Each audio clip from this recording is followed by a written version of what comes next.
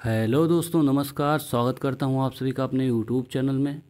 दोस्तों, आज के इस वीडियो में हम ज्वालामुखी की बात करेंगे। प्रमुख ज्वालामुखी कौन कौन सी है, ज्वालामुखी के कितने प्रकार हैं। वीडियो में आप सभी लोग बन जाइए और हमारे चैनल पे नए हैं तो हमारे चैनल को सब्सक्राइब करना बिल्कुल ना भूलें। वीडियो को लाइक शेयर ज़रूर करें। और आइए शुरू करते हैं आज के इस वीडियो को। देखिए दोस्त, ज्वालामुखी एक ऐसा टॉपिक है जिसमें हमेशा कहीं ना कहीं से प्रश्न पूछ ही लिए जाते हैं। चाहे आपसे पूछ लिया जाएगा कि मृत ज्वालामुखी कौन सी है, या फिर सुषुप्त ज्वालामुखी कौन सी है, या फिर सक्रिय ज्वालामुखी कौन सी है।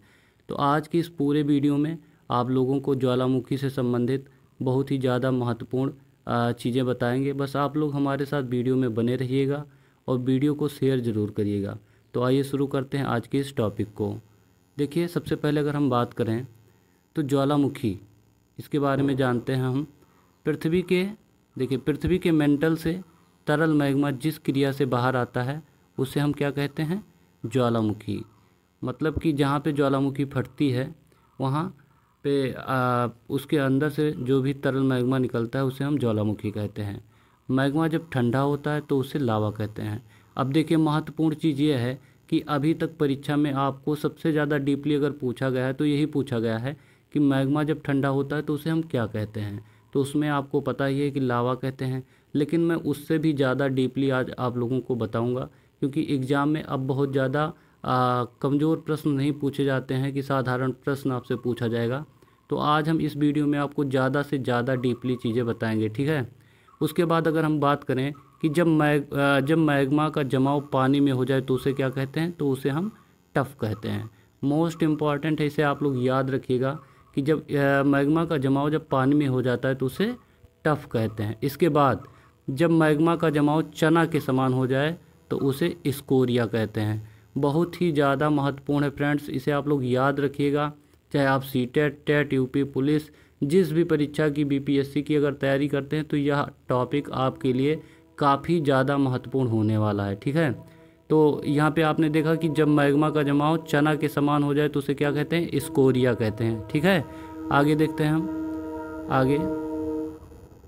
आगे है कि मैग्मा जिस क्षेत्र से निकलता है, यानी मैग्मा जो है ज्वालामुखी के जिस क्षेत्र से निकलता है उसे ज्वालामुखी छिद्र कहते हैं। अब भाई, जहाँ से मैग्मा जो है, जहाँ से ज्वालामुखी फटती है तो उसमें कोई स्थान तो होता ही होगा जहाँ से मैग्मा बाहर आता है, तो उसी को हम ज्वालामुखी छिद्र कहते हैं। जब ज्वालामुखी छिद्र बड़ा हो जाता है तो उसे हम क्रेटर कहते हैं। क्या कहते हैं? क्रेटर कहते हैं। जो ज्वालामुखी होता है जब वह फटता है तो एक समय ऐसा होता है कि उसका छिद्र छोटा होता है, लेकिन जब वह बराबर चलता रहता है, बढ़ता रहता है, तो उसमें एक बड़ा छिद्र हो जाता है, तो उसे हम क्या कहते हैं? क्रेटर कहते हैं। क्रेटर का आकार जब बड़ा हो जाता है तो उसे काल्डेरा कहते हैं। क्या कहते हैं?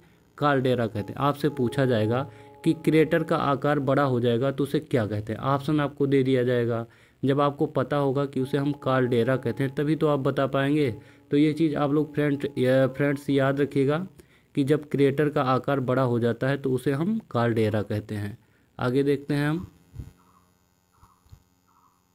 आगे है कि काल्डेरा में जब विस्फोट रुक जाता है, काल्डेरा जो होता है जब उसमें विस्फोट रुक जाता है तो उसमें जल का जमा हो जाता है, जिसे हम काल्डेरा झील कहते हैं। अब देखिए, झील कैसे बनती है ये चीज़ आपको यहाँ से पता चल गया होगा कि जब काल्डेरा में विस्फोट रुक जाता है तो उसमें पानी का जमाव हो जाता है, या फिर बारिश की वजह से या किसी भी वजह से जब उसमें जल का जमाव हो जाता है तो उसे हम काल्डेरा झील कहते हैं। ये चीज़ आपको याद रखना होगा। नोट में आपको ये याद रखना होगा कि ऑस्ट्रेलिया में कोई भी झील नहीं है। क्या चीज़ नहीं है? ऑस्ट्रेलिया में झील नहीं है। अगर आपसे कभी भी पूछा जाएगा कि क्या ऑस्ट्रेलिया में झील है, तो आपको ये चीज़ जानना होगा कि ऑस्ट्रेलिया में कोई भी झील नहीं है। आगे देखिए कि अंटार्कटिका में भूकंप नहीं आता। मतलब सीधी सी बात है भाई कि अंटार्कटिका में कभी भी कहीं भी भूकंप नहीं आता है। उसके पीछे भी कुछ रीज़न होगा, वैज्ञानिक कारण होगा, लेकिन आप लोग ये जानिए कि अंटार्कटिका में भूकंप नहीं आता है। यूरोप की अगर हम बात करें तो यूरोप में मरुस्थल नहीं है। यूरोप में कोई भी मरुस्थल नहीं है, ये चीज़ आपको याद रखना होगा। आगे बात करते हैं हम। उत्तरी अमेरिका की बात करते हैं। उत्तरी अमेरिका में एक भी स्थलबद्ध देश नहीं है। उत्तरी अमेरिका में एक भी स्थलबद्ध देश नहीं है, ये चीज़ आपको याद रखना होगा। और सऊदी अरब में एक भी नदी नहीं है। मोस्ट इम्पॉर्टेंट है फ्रेंड कि सऊदी अरब में कोई भी नदी नहीं है, ये चीज़ आपको याद रखना होगा। अब हम बात करते हैं, आगे बात करते हैं कि ज्वालामुखी कितने प्रकार की होती है। ज्वालामुखी 3 प्रकार की होती है, मृत, सुषुप्त और सक्रिय ज्वालामुखी 3 प्रकार की होती है फ्रेंड। इसको आप याद रखेंगे। कोई भी आपसे पूछेगा कि ज्वालामुखी कितने प्रकार की होती है तो आपको याद रखना होगा कि ज्वालामुखी 3 प्रकार की होती है। ठीक है, कौन सी होती है? तो आपकी मृत ज्वालामुखी होती है, सुषुप्त ज्वालामुखी और सक्रिय ज्वालामुखी। ये ज्वालामुखी के तीनों प्रकार हैं। आगे देखते हैं हम। अब हम मृत ज्वालामुखी की अगर हम बात करें तो इसमें इसका सबसे पहले हम जान लेते हैं कि मृत ज्वालामुखी होती कौन है। ठीक है, तो यह एक ऐसी ज्वालामुखी है जो हमेशा शांत रहती है। मृत का अर्थ यही होता है फ्रेंड्स कि मरी हुई समझ सकते हैं उसे हम, कि यह हमेशा शांत रहती है। यह एक ऐसी ज्वालामुखी है जो हमेशा शांत रहती है। इसमें कोई भी विस्फोट नहीं होता है, ना तो फ्रेंड इसमें विस्फोट होता है, यह शांत रहती है, और ना ही भविष्य में इसमें विस्फोट होने की कोई भी संभावनाएं हैं। इसीलिए हम इसे मृत ज्वालामुखी कहते हैं। अब इसका उदाहरण आपको बताते हैं। उदाहरण ही बहुत ज़्यादा इम्पॉर्टेंट है, क्योंकि परीक्षा में आपसे ही पूछा जाएगा कि यह ज्वालामुखी मृत ज्वालामुखी है या सुषुप्त है या फिर सक्रिय है। तो जब आप जानेंगे तो आराम से इसका उत्तर दे लेंगे। चलिए, उदाहरण की अगर हम बात करें तो उदाहरण में है नारकोंडम। नारकोंडम फ्रेंड्स जो है ये एक मृत ज्वालामुखी है, ये चीज़ आप लोगों को याद रखना होगा। म्यांमार का पोपा, यह भी एक मृत ज्वालामुखी है। और ईरान का देवबंद, ठीक है, ईरान का देवबंद कोहे सुल्तान मृत ज्वालामुखी है। ये चीज़ आपको याद रखना होगा। एक बार मैं पुनः फिर से आपको बताता हूँ, आप लोग ध्यान दीजिएगा। एक बार फिर से बताते हैं। उदाहरण है मृत ज्वालामुखी का नारकोंडम। नारकोंडम जो है यह आपका मृत ज्वालामुखी है। म्यांमार का पोपा, पोपा क्या है? यह भी एक मृत ज्वालामुखी है। और ईरान का देवबंद यह भी एक आपका मृत ज्वालामुखी है। और कोहे सुल्तान यह भी आपका एक मृत ज्वालामुखी है। ये मोस्ट इम्पॉर्टेंट है गाइस, इसे आप लोग ज़रूर याद रखिएगा। ठीक है, आगे बात करते हैं हम। अब हम बात करेंगे सुषुप्त ज्वालामुखी की। सुषुप्त ज्वालामुखी जिसमें वर्तमान में तो कोई विस्फोट नहीं है, लेकिन इसमें भविष्य में विस्फोट होने की संभावनाएं हैं। ठीक है, इसका परिभाषा अभी देख लीजिए यहाँ पे सुषुप्त ज्वालामुखी का, कि वर्तमान में इस ज्वालामुखी में कोई विस्फोट नहीं है, परंतु भविष्य में विस्फोट होने की संभावनाएं हैं, या भविष्य में कभी भी फट सकता है, ऐसा वैज्ञानिकों का मानना है। अब इसके उदाहरण की अगर हम बात करें तो उदाहरण है इटली का विसुवियस। पूछा जाएगा सुषुप्त ज्वालामुखी कौन सा है, तो आपको याद रखना होगा कि इटली का विसुवियस, हवाई द्वीप का मोना लोआ, इंडोनेशिया का सिनाका और क्रोकाटोवा। ठीक है, कौन कौन सी आप फिर से देखिए कि विसुवियस, हवाई द्वीप का मोना लोआ, और उसके बाद इंडोनेशिया का सिनाका और क्रोकाटोवा। ये क्या है? यह आपका सुषुप्त ज्वालामुखी है, इसे आप लोग ध्यान दीजिएगा। आगे देखते हैं सक्रिय ज्वालामुखी। सक्रिय ज्वालामुखी की बात करते हैं फ्रेंड्स। यह सबसे घातक ज्वालामुखी है। क्या है? सबसे घातक ज्वालामुखी। इसमें हमेशा विस्फोट होते रहते हैं। ऐसा है कि ये हमेशा जो है धधकती रहती है आग के गोलों के समान, और इसमें हमेशा जो है विस्फोट होता रहता है। इसके उदाहरण की हम बात करें अगर, तो भारत का वैरन। भारत में जो सक्रिय ज्वालामुखी है वो है भारत का वैरन द्वीप।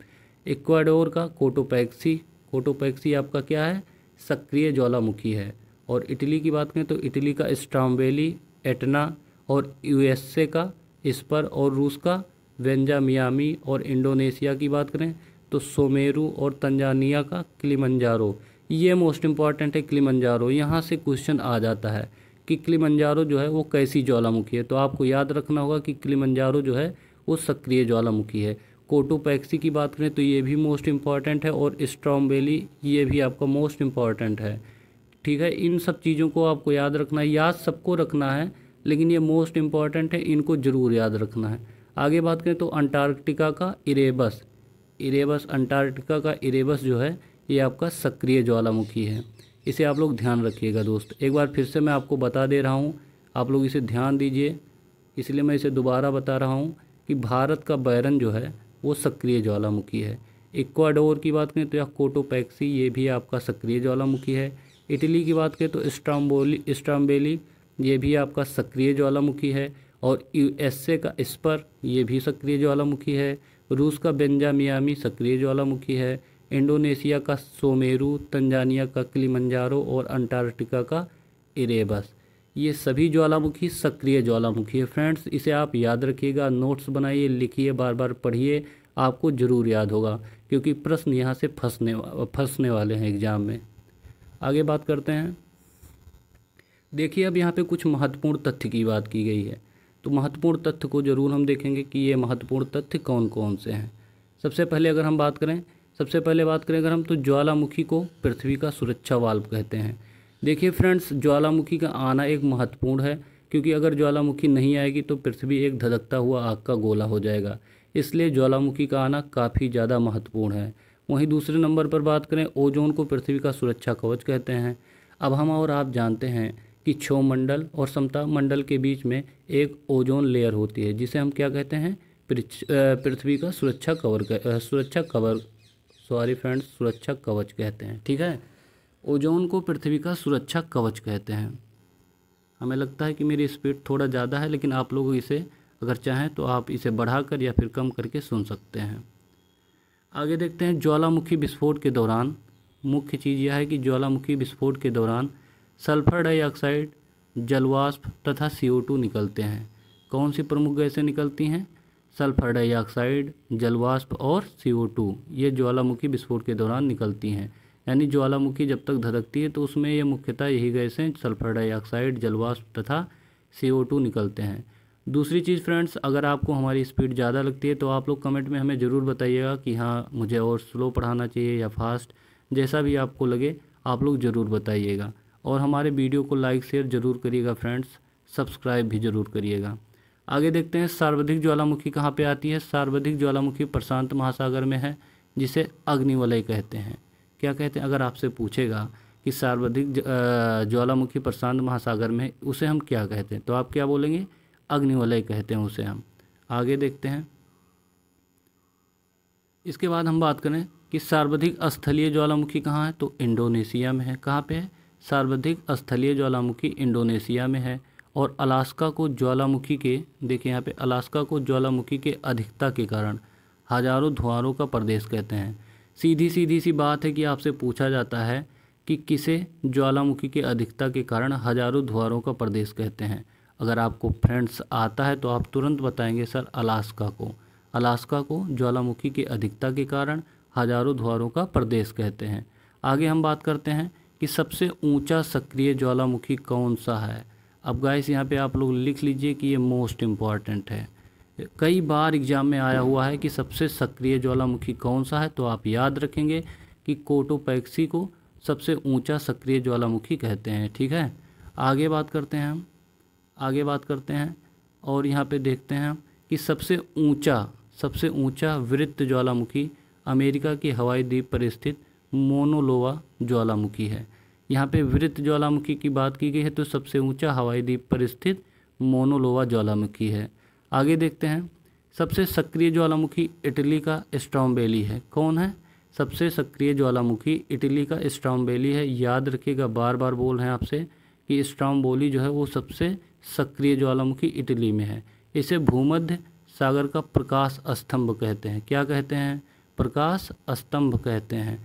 पूछा गया होगा, आपको पता होगा, अगर आपने कभी ज्वालामुखी से संबंधित पढ़ाई की होगी तो आपको ये चीज़ देखा होगा आपने कि प्रीवियस ईयर में ये भी क्वेश्चन आया हुआ है कि सबसे ऊंचा या फिर सबसे ज़्यादा प्रकाश किस सक्रिय ज्वालामुखी में आता है। तो आपको याद रखना होगा कि इटली का स्ट्रोम्बोली जो है उसे हम भूमध्य सागर का प्रकाश स्तंभ कहते हैं फ्रेंड्स। देखिए दोस्त, हमें लगता है कि मैंने आज जो ज्वालामुखी का टॉपिक आप लोगों को पढ़ाया है इसमें कुछ छूटा नहीं है। अगर छूटा होगा तो उसे मैं अगले वीडियो में पूर्ण रूप से ज़रूर लाऊंगा, लेकिन ऐसा नहीं है कि इसमें कुछ छूटा है। यहाँ से ही प्रश्न आएंगे, आपको कुछ छूटेगा नहीं। दूसरी चीज़, आप लोगों से रिक्वेस्ट है कि आप लोग हमारे चैनल को सब्सक्राइब ज़रूर करें, वीडियो को हमारे शेयर ज़रूर करें फ्रेंड्स। मिलते हैं किसी और वीडियो में, तब तक के लिए धन्यवाद। अपना ख्याल रखिए। नमस्कार।